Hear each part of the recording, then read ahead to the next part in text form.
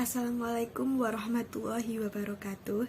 Sini kami dari kelompok 6 yang terdiri dari 3 orang kelompok, yaitu yang pertama Nur Afifa Agustin, yang kedua Suci Armanis, dan yang ketiga saya sendiri Reni Ayu Francisca.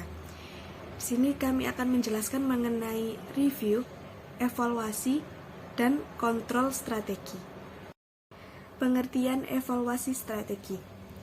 Evaluasi strategi adalah tahap proses manajemen di mana manajer puncak berusaha memastikan bahwa strategi yang mereka pilih terlaksana dengan tepat dan mencapai tujuan perusahaan. Ada 3 macam aktivitas mendasar untuk mengevaluasi strategi. Yang pertama yaitu meninjau faktor-faktor eksternal dan internal atau dasar strategi sekarang. Yang kedua, mengukur prestasi. Dan yang ketiga, mengambil tindak korektif. Perencanaan dalam evaluasi. Dalam perencanaan strategi perusahaan terdapat visi, misi, nilai, tujuan, serta rencana yang akan dilakukan untuk mencapainya. Rencana strategi ditunjukkan untuk masa yang akan datang, terutama untuk peluang dan menghadapi setiap tantangan. Peran audit dalam evaluasi. Audit merupakan proses sistematis untuk secara objektif memperoleh dan mengevaluasi bukti yang terkait dengan penilaian mengenai tindakan dan kebijakan ekonomi. Untuk memastikan derajat kesesuaian antara penilaian dengan kriteria yang diterapkan dalam mengkomunikasikan hasil kepada para pengguna. Kriteria evaluasi strategi.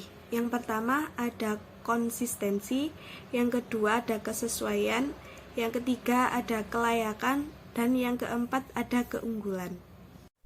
Kriteria penilaian dalam mengevaluasi suatu strategi.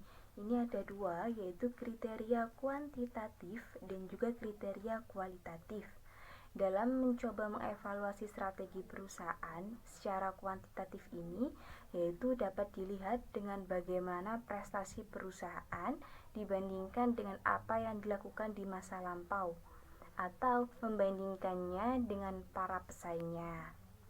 Nah, misalnya dalam hal seperti laba bersih, harga saham, tingkat dividen, laba per lembar saham, hasil pengembalian atas modal, dan lain sebagainya.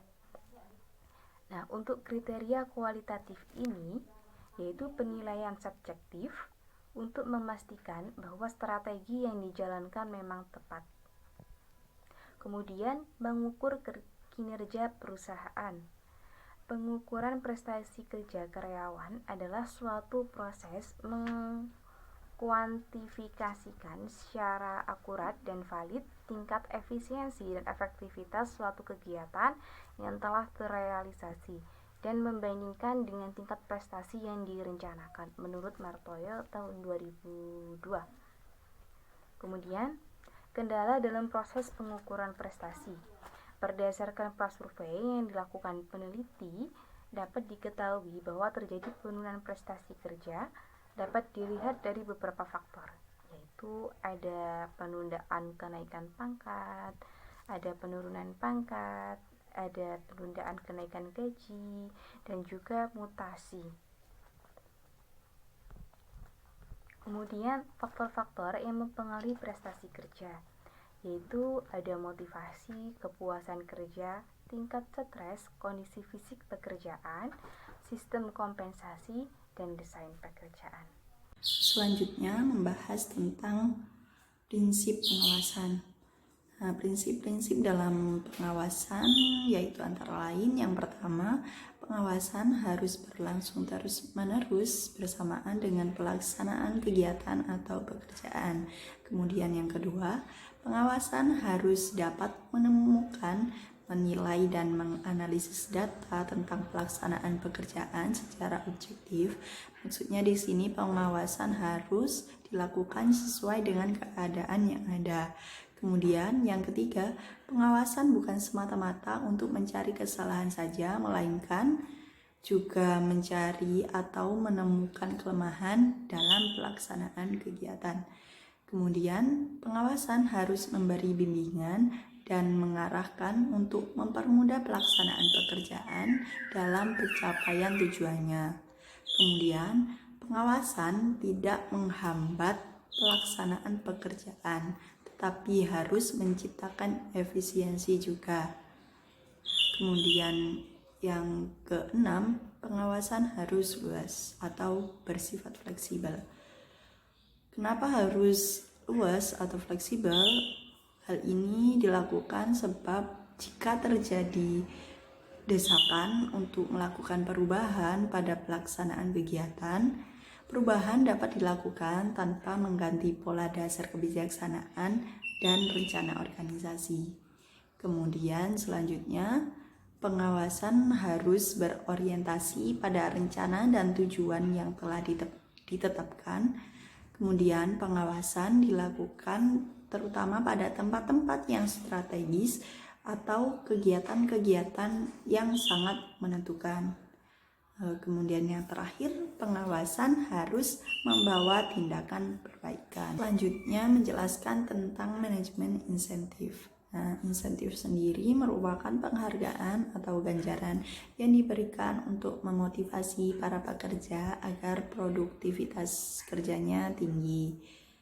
Nah, karena insentif merupakan bagian dari kompensasi, maka sifatnya tidak tetap atau sewaktu-waktu saja. Nah, karena itu juga insentif sebagai bagian dari keuntungan. Jadi hanya diberikan kepada pekerja yang bekerja secara baik atau yang berprestasi saja. Program-program insentif dapat dikaitkan dengan produktivitas individu, kelompok, dan organisasi. Untuk membuat sebuah program atau rencana gaji insentif berhasil, ada 2 item data yang mendasar dan sangat penting, yaitu yang pertama, jumlah rata-rata keluaran yang diperlukan bagi kinerja yang memadai.